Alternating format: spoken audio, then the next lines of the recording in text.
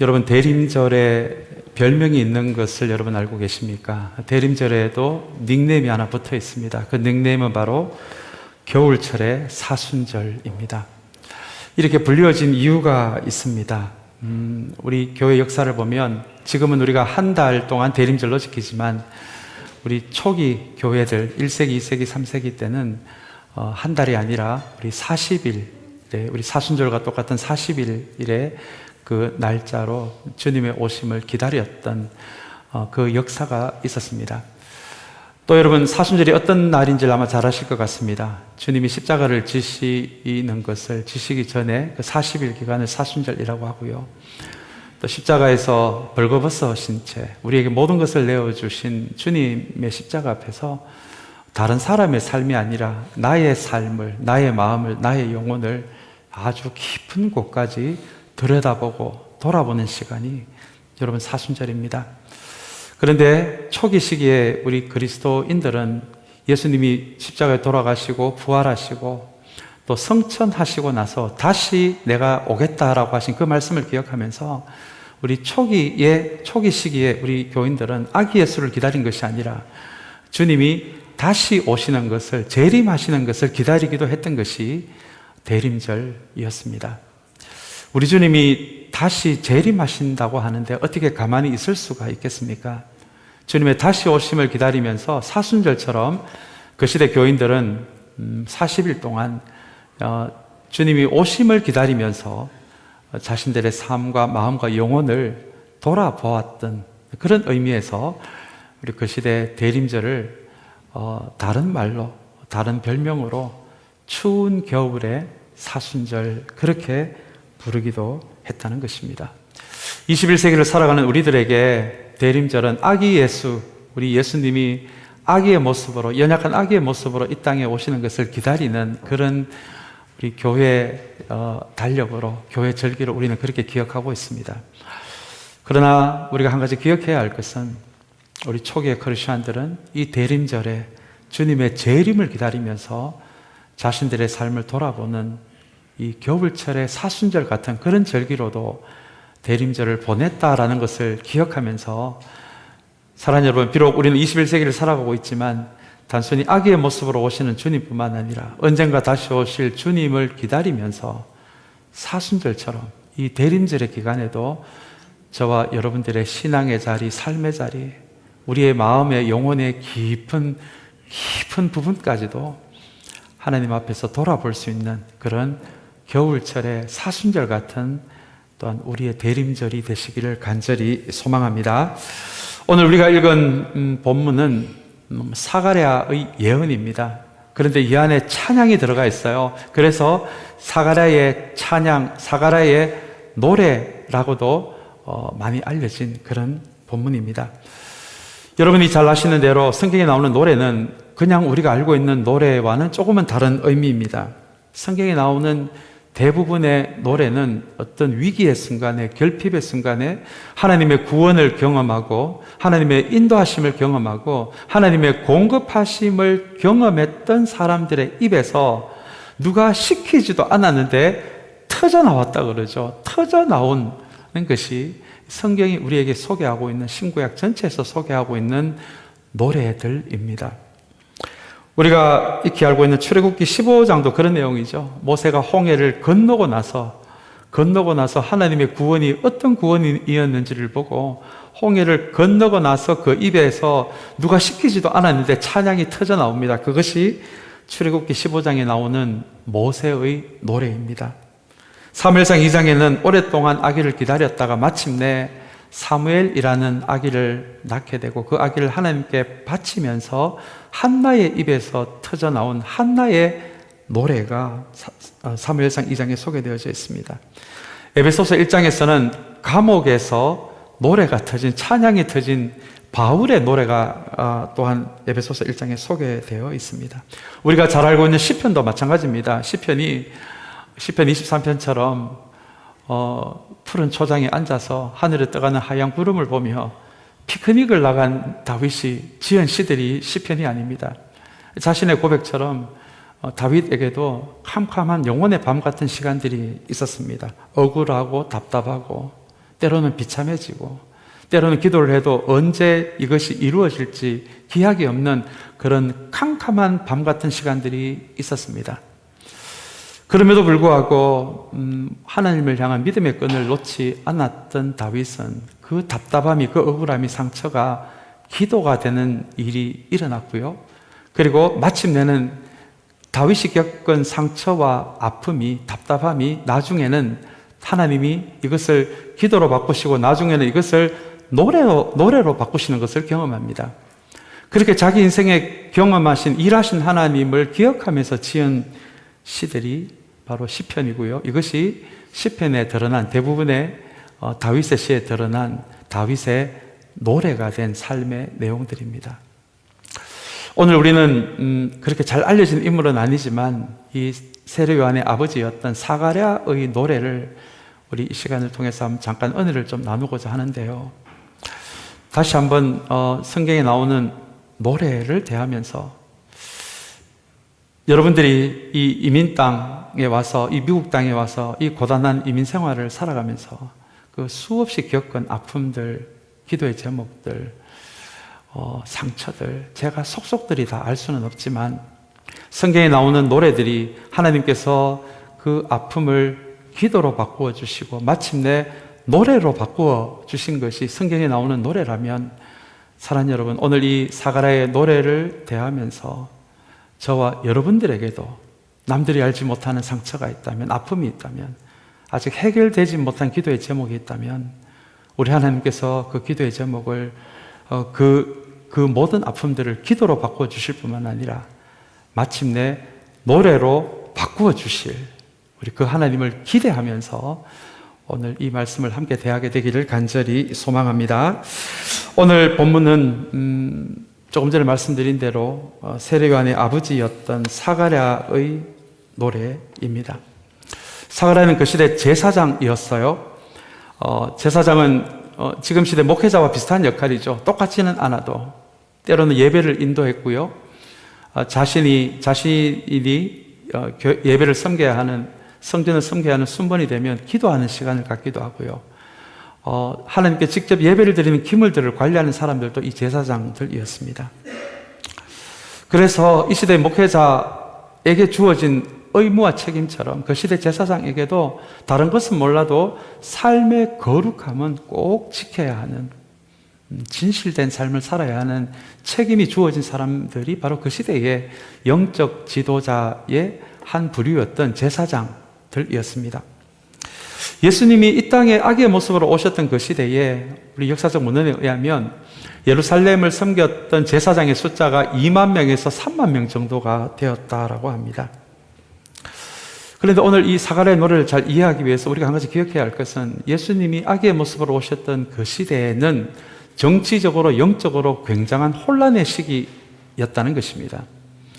정치적으로는 이스라엘이 로마 제국의 식민지가 되었던 시기였습니다. 우리가 일제의 식민지가 되었던 것처럼요. 그리고 영적으로는 구약에서 하나님은 선지자를 통해서 하나님의 마음과 하나님의 생각을 지속적으로 백성들에게 알렸는데 지금 이 선지자가 나타나지 않은 지가 400년이 지나는 시점이 바로 예수님이 이 땅에 아기의 모습으로 오는 그 시대의 상황입니다. 여러분, 구약 성경의 마지막이 말라기라는 거 아시죠? 그리고 신약의 처음 성경이 무엇입니까? 마태복음이잖아요. 우리 성경에 보면 종이 한 장 차이인데 그 사이가 400년이라는 시간의 갭이 있습니다. 그 400년 동안 선지자가 한 명도 출현하지 않았던 것이죠. 선지자를 통해 하나님의 마음과 하나님의 말씀이 전해지지 않으니 영적으로 변질이 될 수밖에 없었고, 영적으로 타락을 할 수밖에 없었고, 정치적으로는 로마 제국의 식민지가 되는 그런 시기에 제사장 역할을 했던 사람이 바로 사가랴였고요. 그 시대의 아기의 모습으로 우리 예수님이 이 땅에 오신 것입니다. 우리 사가랴에 대해서 우리 처음에 우리 첫 번째 주일에 잠깐 좀 은혜를 나누었는데요. 이 사가랴를 통해서 그 수많은 2만 명, 3만 명이나 되는 제사장이 있었는데 왜 하필 사가랴를 하나님이 선택하셔서 이 땅에 아기의 모습으로 오시는 예수님의 길을 준비하게 하는 역할을 이 세례 요한이라는 이 아이를 왜 하필 사가랴 제사장에게 그 가정에서 태어나게 하셨나라는 것이죠. 우리 오늘 사가랴의 노래를 대하면서 먼저 이 사가랴에 대한 이 성경의 평가가 어떠했냐라는 것을 먼저 좀 보기를 원하는데요. 오늘 본문은 아닙니다만 누가복음 1장 6절에 이렇게 평가를 합니다. 사가랴를 의로웠던 사람이라고 평가를 하고요. 그리고 하나님의 말씀대로 살아가는 사람이었다. 이렇게 누가복음 1장 6절은 단 한 구절로 그렇게 사가랴를 평가합니다. 그렇게 정치적으로 혼란되었던 시대요. 대부분의 제사장들이 변질되었던 그 시대에 사람들이 알아주든지 안 알아주든지 상관없이 이 사가랴만큼은 하나님 앞에 의로운 사람이었다. 성경이 누군가를 의로운 삶이었다라는 것은 도덕적으로 완벽한 사람이었다라는 것이 아니라 정직한 사람이었다, 진실한 사람이었다라는 의미거든요. 그리고 우리식으로 표현하면 적어도 이 사가랴는 하나님의 말씀을 100% 완벽하게 살아내지는 못했다라고 할지라도 그래도 하나님의 말씀을 살아내기 위해 몸부림은 있는 사람이었다. 여러분, 이것이 누가복음 1장 6절이 사가랴에 대해 평가하는 한 줄의 평가입니다. 성경을 읽다가 보면 가끔 사람에 대한 한 줄의 평가가 나올 때가 있어요. 그 한 줄의 평가를 대할 때마다 그 말씀이 저에게 주는 아주 묘한 살짝 긴장이 되는 호기심이 생기곤 합니다. 그 긴장이 되는 호기심은 어떤 호기심이냐 하면 하나님이 나의 인생을 단 한 줄로 평가하신다면 나는 어떻게 평가하실까라는 긴장이 되는 호기심입니다. 여러분들은 어떻습니까? 하나님이 만약에 여러분들의 인생을 오늘 누가복음 1장 6절 단 한 구절의 사가랴에 대한 평가처럼 여러분들의 인생을 평가하신다면 하나님은 여러분들의 인생을 어떻게 평가하실 것 같습니까? 우리 공동체도 마찬가지가 아닐까요? 하나님 우리 참사랑 교회를 단 한 구절로 평가를 하신다면 이제 세워진 지 4년이 넘어가는 이제 5년째를 향해 가는 우리 참사랑 교회를 하나님은 한 구절로 우리 교회를 평가한다면 어떻게 평가하실 것 같습니까? 이 평가를 대하면서 다시 한번 저의 삶을 돌아보게 됩니다. 저의 목회를 돌아보게 됩니다.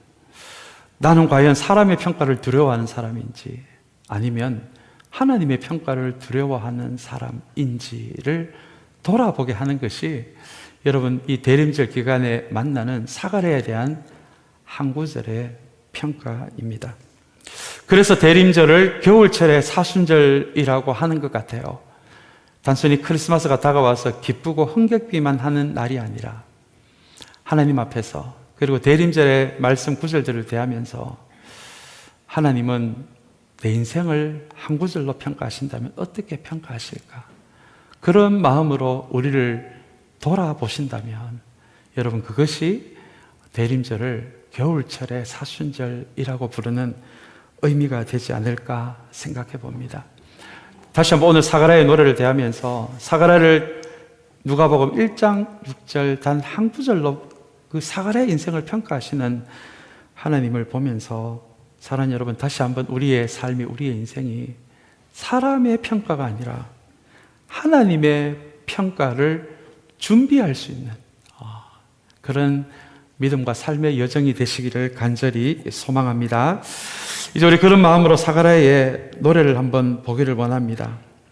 어떻게 사가랴가 노래를 했을까요? 사가랴는 하나님이 약속하신 그 세례 요한이 드디어 태어난 이후에 그 아기를 바라보면서 그 입에서 누가 시키지 않아도 터져나온 찬양이 바로 오늘 우리 68절부터 우리가 읽은 찬양인데 우리 먼저 68절 말씀을 한번 보기를 원합니다.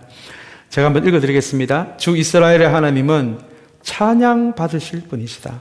그는 자기 백성을 돌보아 속량하시고 라는 말씀이에요. 우리 세 번역에는 찬양 받으실 분이시다 라고 되어 있는데 헬라어 성경이나 라틴어 성경에 보시면 찬양을 받으소서 이제 그런 단어로 시작되는 것이 오늘 본문에 나오는 이 사가랴에 대한 노래입니다. 성령이 함께 하셔서 이 아기 세례 요한을 보며 그의 입에서 나오는 예언임과 동시에 하나님을 향한 나에게 이 아들을 주시고 이 아들이 예수 그리스도 이 땅에 오시는 것을 준비시키기 위한 그 부르심으로 온 아들인 것을 바라보며 입에서 터져 나온 찬양이 바로 오늘 우리가 읽은 찬양입니다. 오늘 제가 방금 68절 마지막 부분에 보시면 우리가 반드시 기억해야 할 단어가 하나 나오는데요. 그 단어가 바로 속량이라는 단어입니다. 이 속량이라는 단어는 이 사가랴의 입에서 찬양처럼 예언처럼 터져 나온 단어인데요. 이 속량이라는 단어가 앞으로 오실 예수님이 어떤 분이신지가 정확하게 드러나 있는 단어가 바로 이 속량입니다. 속량이라는 이 단어를 단어 그대로 해석을 한다면 누군가 종이 된 사람, 노예된 사람을 내가 대가를 치르고 그 사람을 자유케 하는 것, 여러분 그것을 속량이라고 합니다. 그런데 왜 이 단어가 예수님의 오심과 연관을 해서 이 속량이라는 단어가 사가랴의 입에서 찬양으로 터져 나왔을까요? 여러분, 누가 우리를 창조하셨습니까? 하나님이시잖아요. 하나님이 우리의 창조자가 되시고 우리는 그분의 피조물입니다. 그렇다면 우리는 모두 하나님께 속해 있는 사람들입니다. 하나님의 소유들입니다. 그런데 이미 하나님의 소유가 된 사람들인데 속량이라는 단어는 다시 대가를 치르고 다시 나의 소유가 되었다라고 선포하는 것이, 여러분 그것이 속량이라는 단어의 의미입니다. 하나님 우리를 창조하셨지만 자기중심성이라는 우리 죄의 본질에 의해서 우리는 하나님으로부터 멀어지는 존재가 되었습니다. 그래서 하나님이 그분의 아들을 통해서 예수 그리스도를 십자가에서 죽게 하심으로 그 죽게 하시는 것이 다시 대가를 치른다는 의미입니다. 왜요? 원래 하나님의 소유인 우리들을 다시 하나님의 소유로 삼으시기 위해 예수 그리스도라는 대가를 치르시고 나서 너희들은 다시 나의 것이 되었다. 그것을 의미하는 단어가 바로 속량이라는 단어이고요. 영어로는 redemption이고요. 이걸 대속이라고도 그렇게 우리가 표현할 수 있을 것 같아요. 그러고 보니 사가랴는 이 예수님이 이 땅에 오시는 의미를 정확하게 알고 있었던 것 같습니다. 속량하기 위해서입니다. 대속하기 위해서입니다. 다시 우리를 하나님의 소유가 되게 하시기 위해 예수 그리스도라는 대가를 십자가에서 치르게 하심으로 죄로부터 멀어진 우리를 다시 하나님의 소유가 되게 하시기 위해 아기 예수님이 아기의 모습으로 이 땅에 오시는 것이다. 여러분 이것이 속량이라는 단어가 가지고 있는 의미입니다. 우리는 많은 경우 크리스마스를 즐거운 시간으로 알고 있습니다. 당연합니다. 즐거운 시간입니다. 왜 안 즐겁겠습니까? 왜 안 기쁘지 않겠습니까? 그러나 우리가 이 즐거운 크리스마스를 보내면서도 분명히 기억해야 할 단어가 바로 속량입니다. 아기의 모습으로 이 땅에 오실 수밖에 없는 그 이유, 그것이 속량입니다. 사랑하는 여러분, 다시 한번 이 속량이라는 단어를 기억하시는 우리의 대림절이 되시기를 간절히 소망합니다. 이제 우리 76절, 77절 말씀입니다. 이 말씀을 한번 같이 읽으면 좋겠습니다. 이제 세례 요한이 앞으로 어떤 일을 할 것인지 그 아버지가 되는 우리 사가랴의 입에서 그 터져 나오는 그 세례 요한이 어떤 사람이 될 것이다라는 이야기입니다. 우리 76절, 77절 같이 읽겠습니다. 아가야, 너는 더없이 높으신 분의 예언자라 불릴 것이니 주님보다 앞서가서 그의 길을 예비하고 죄사함을 받아서 구원을 얻는 지식을 그의 백성에게 가르쳐 줄 것이다. 이것이 아버지 사가랴의 입에서 나오는 앞으로 자신의 아들 세례 요한이 할 일입니다. 이 세례 요한이 해야 하는 일의 핵심은 바로 주님보다 앞서가서 그의 길을 어떻게 한다고요? 예비한다. 예비한다는 것은 준비한다. 그리고 예수님이 앞으로 오셔서 그분의 사역을 잘 하시도록 백성들의 마음을 미리 준비시키는 역할. 그것이 세례 요한이 주님을 앞서서 하나님으로부터 받게 된 부르심의 내용입니다. 우리 이런 세례 요한의 역할을 묵상하면서 저에게 떠오르는 단어가 하나 있었습니다. 그 단어는 바로 마중물이라는 단어였습니다. 여러분, 마중물이 뭔지 아마 잘 아실 것 같아요. 옛날에 시골에서 지하수를 펌프질해서 그죠? 물을 올릴 때 그냥 펌프질을 하면 지하수가 올라오지 않습니다. 반드시 펌프에다가 물을 한 바가지 부어 넣어야 합니다. 그리고 나서 펌프질을 하면 그 한 바가지 부은 물을 통해서 지하에 있는 물을 그 물이 끌어 올라오게 하는 것. 그 한 바가지의 물을 마중물이라고 합니다. 마중물이라고 부르는 것은 이제 앞으로 밑에서 올라오는 새로운 물을 마중하기 위한 물. 그래서 그 물을 마중물이라고 그렇게 부릅니다. 어떻게 보면 이 세례 요한의 역할이 마중물이지 않았을까요? 주님이 이 땅에 오셔서 복음을 선포하시기 이전에 이제 400년 만에 나타난 선지자이기도 했던 세례 요한이 그 백성들을 준비시키면서 오실 메시아를 준비시키면서 외쳤던 메시지가 있었습니다. 아주 간단한 메시지였어요. 곧 메시아가 오신다. 그러니 너희들의 삶을 고쳐라. 삶을 돌이켜라. 그래서 이제 곧 오실 주님을 메시아를 준비해라. 그런 메시지로 장차 오실 메시아를 예수님을 준비할 수 있도록 그렇게 그 시대 이스라엘 백성들의 마음을 준비시키는 역할이 바로 그런 마중물 같은 역할, 곧 지하에서 끌어오는 이 새로운 물을 마중 나가기 위해 그 한 바가지의 마중물의 역할을 했던 그 사람이 바로 세례 요한이었습니다. 그래서 세례 요한의 삶을 가만히 묵상해 보니까 이것이 그 시대 세례 요한의 삶의 내용이 되는 것뿐만 아니라 이 시대를 살아가는 우리 교회 공동체 그리고 저와 여러분의 역할도 마중물이 아닌가 생각해 봅니다. 여러분, 마중물로 살아가는 인생, 마중물이 되는 공동체, 어떤 공동체일 것 같습니까? 어떤 인생이 될 것 같습니까? 최소한 마중물의 의미를 안다면 마중물 같은 인생은 내가 주인공이 아니라 예수 그리스도가 진짜 주인공이 되신다. 그걸 아는 인생이거든요. 여러분, 그게 마중물 같은 인생입니다. 예수님이 세례 요한을 향해서 여자가 낳은 자 중에 가장 높은 자다라고 이렇게 칭찬하신 이유가 이 세례 요한은 그렇게 많은 사람들이 세례 요한에 열광했음에도 불구하고 자신이 마중물 같은 존재라는 것을 잊지 않았습니다. 세례 요한은 알았어요. 자신이 커지면 예수님이 작아질 수밖에 없고 자신이 작아져야 비로소 예수님이 커질 수가 있고 주인공이 된다라는 이 마중물의 원칙을 분명하게 붙들고 살아가는 인생이 바로 세례 요한의 인생이었습니다. 사랑하는 여러분, 이 시대를 살아가는 우리도 마찬가지 아닐까요? 우리 교회도 마찬가지 아닐까요? 어쩌면 저와 여러분들에게 주어지는 세례 요한뿐만 아니라 우리에게 주어진 우리 크리스천의 삶의 핵심도 마중물 같은 인생이 아닐까요? 우리가 주님의 은혜와 주님의 능력이 흘러나가는, 진짜 주님의 은혜와 능력이 흘러나가는 그 통로 같은 마중물 같은 인생이 되어서 저와 여러분들의 삶을 통해 정말 저와 여러분이 정말 마중물이 되고 우리 참사랑 교회가 마중물 같은 교회가 되어서 저와 여러분의 인생을 통해 우리 참사랑 교회를 통해 하나님의 은혜와 능력이 흘러나가게 된다면 여러분, 그것이 마중물 같은 인생, 마중물 같은 교회가 아니겠습니까? 한때는 큰 교회, 화려한 교회를 꿈꾸지 않았던 목회자가 없었습니다.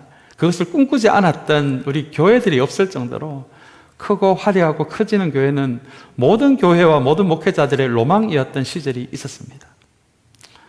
아마 그렇게 우리가 공동체를 이루었기에 지금 이렇게 이 교회에 이렇게 어려움이 오지 않나 생각해 봅니다.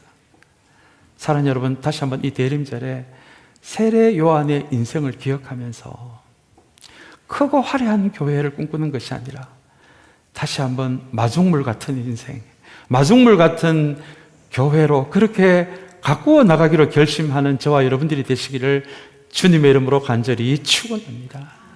여러분, 이것이 오늘 사가랴의 입에서, 아버지 사가랴의 입에서 자신의 자식을 향해 그렇게 자식을 보며 하나님을 향해 그 입에서 찬양이 터졌던 이 사가랴의 찬양의 내용이었습니다. 우리 79절 말씀 우리 한번 볼까요? 이 79절 말씀은 앞으로 오실 예수님이 어떤 역할을 하실인지가 드러나는 말씀인데 우리 이 말씀 한번 같이 읽겠습니다. 어둠 속과 죽음의 그늘 아래에 앉아있는 사람들에게 빛을 비추어 하시고 우리의 발을 평화의 길로 인도하실 것이다. 예, 우리 딱 두 단어가 딱 보이는 것 같아요. 빛이라는 단어, 평화라는 단어입니다. 장차 오실 우리 예수님은, 사가랴가 노래했던 예수님은 진리의 빛을 비추실 우리 메시아였어요. 그 진리의 빛은 비춰지는 곳마다 모든 어두움이 물러가는 빛입니다. 누구의 인생이든지, 교회 공동체이든지, 어떤 나라든지, 민족이든지, 세상이든지 짙은 어두움이 있는 곳에 이 진리의 빛이 비춰지기를 시작한다면 그 어둠이 물러갈 수 있는 그런 진리의 빛이신 분이 바로 장차 오실 예수님이다라는 고백이 담겨져 있고요.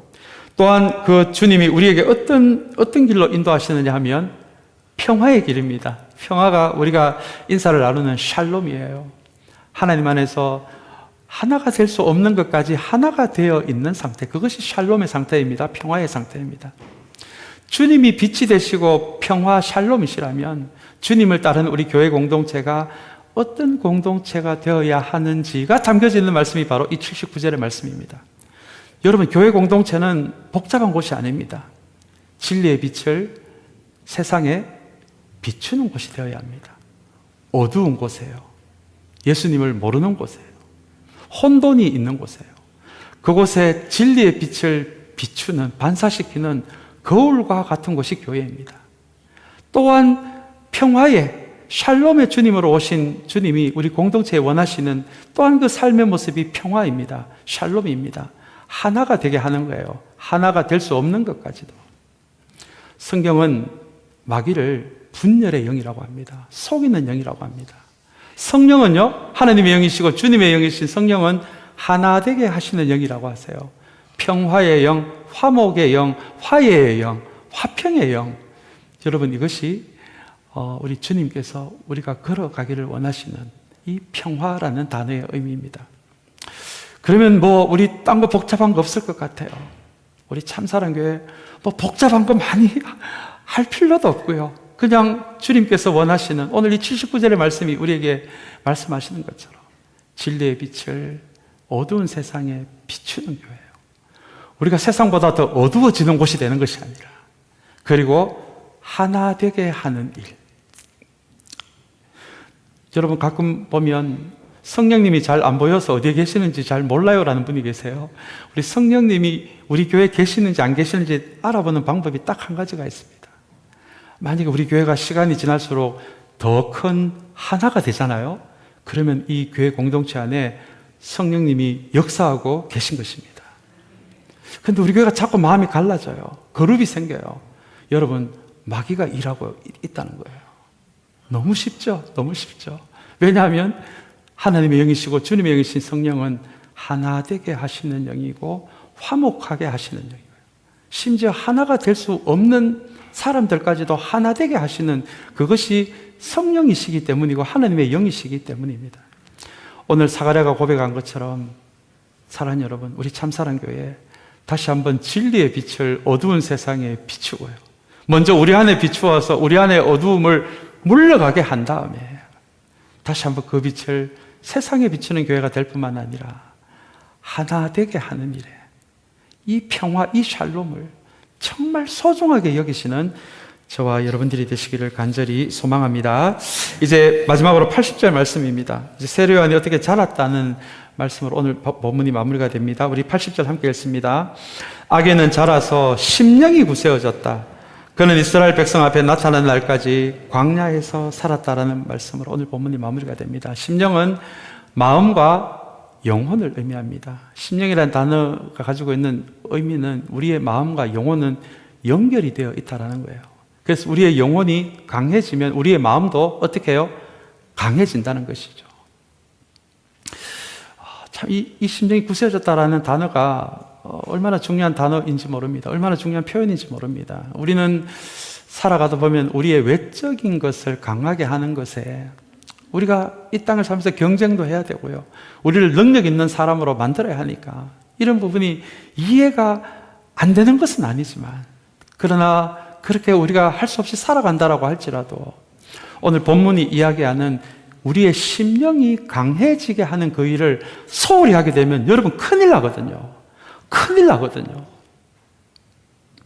우리의 영혼이 어떻게 하면 강해질 수가 있겠습니까? 성경은 우리가 하나님의 말씀을 우리의 영혼 안에 차곡차곡 쌓아갈 때 성령께서 그 말씀을 통해 우리를 강하게 하시고 성숙하게 하신다라고 이야기합니다. 그리고 또 한 가지요. 우리 공동체가 진실한 사랑을 주고받을 때요. 겉모습만 나누는 것이 아니라 진실한 사랑을 주고받는 그런 공동체가 되어갈 때 또한 우리의 영혼은 강해진다라고 이야기합니다. 왜냐하면 모든 현실의 악조건을 이기게 하는 것은 결국 사랑이 이기게 한다라고 그렇게 성경은 이야기하기 때문에 그렇습니다. 그렇게 우리의 영혼이 말씀으로 성령으로 진실한 사랑으로 강해질 때 우리의 마음도 어떻게 된다고요? 강해진다. 여러분, 이것이 심령이 강해진다라는 말씀의 의미입니다. 우리의 영혼이 강해지면 우리의 내면도 단단해집니다. 우리의 마음이 견고해집니다. 잠시 흔들릴 수는 있어도 무너지지 않는 마음이 됩니다. 이것을 성경은 영혼의 돌파력이라고 합니다. 영적인 돌파력이라고 이야기합니다. 이렇게 오늘 세례요한처럼 심령이 굳세어지는 사람에게는 영적인 돌파력이 강해져서 웬만한 일이 와도 흔들리지 않는다는 거예요. 이전에는 그런 일들이 닥칠 때마다 내가 작아지고 하나님 앞에 내가 뭘 해야 할지도 모르는 그런 마음이었다라면 심령이 강해질수록 영적인 돌파력이 강해져서 어떻게 보면 어려움이 올수록 더 내가 더 강해지고 그 어려움을 영적인 돌파력으로 돌파해내겠다는 믿음과 용기가 더해지는 것이 심령이 강해지는 사람들의 특징입니다. 그렇다면 여러분, 심령이 약해지면 어떻게 됩니까? 영혼을 돌보지 않아서 영혼이 약해지면 마음도 당연히 약해집니다. 마음이 약해지면 허한 마음이 돼요. 텅 빈 마음이 됩니다. 빈약한 마음이 돼요. 마음이 허해질수록, 텅 비어질수록, 마음이 빈약해질수록 우리는 눈에 보이는 것으로 자꾸 우리를 채우려고 해요. 외적인 것으로. 그리고는 마침내 사람들의 시선에 내 인생을 던지는 그런 엄청난 잘못된 선택을 하게 되는 것이 심령이 약해질 때입니다. 그래서 오늘 세례요한의 인생을 평가하면서 심령이 굳세어졌다라는 이 표현이 우리가 앞으로 우리를 강하게 해야 할 것이 무엇인지를 우리에게 보여주는 굉장히 중요한 말씀이 80절의 말씀입니다. 사랑하는 여러분, 우리의 외적인 것도 강하면 좋지요. 보기 좋으면 좋지요. 그러나 우리 크리스찬이 결코 잊어서는 안 되는 것이 우리의 심령이 강해지는 것입니다. 이거 약해지면 여러분 큰일 나는 거예요. 매일 집니다. 매일 져요. 하나님, 오늘도 깨지고 왔습니다. 다음 주도 또 깨지고 왔습니다. 불쌍하고 미련한 우리들. 여러분, 이거 계속 반복하게 하기 위해서 주님이 십자가를 지셨을까요? 아니에요. 이기게 하기 위해서입니다. 우리의 심령이 강해지게 하기 위해서요. 제발 좀 하나님의 사람들이 영적인 돌파력이 있어서 웬만한 거는 좀 잘 돌파하는 그런 사람으로 세우시기 위해 주님이 십자가를 지셨는데 우리는 지난주도 깨지고 이번 주도 깨지고 다음 주도 깨지고 내년도 깨질 예정입니다. 주님, 이러면 우리 주님이 얼마나 마음이 아프실까요? 그래서 오늘 이 80절에 세례요한이 자라면서 심령이 굳세어졌다. 여러분, 이 한 구절을 기억하시면서 우리의 대림절, 우리의 삶을 돌아보고 신앙을 돌아보는 이 과정에서 다시 한번 2023년도 주님을 기다리는 이 대림절에 다른 어떤 것보다도 하나님, 나의 심령도 강하게 하여 주시옵소서. 단단하게 하여 주시옵소서. 웬만해서는 잘 안 지는 심령 되게 하여 주시옵소서. 여러분, 이것이 우리의 기도가 되는 이 대림절이 되시기를 간절히 소망합니다.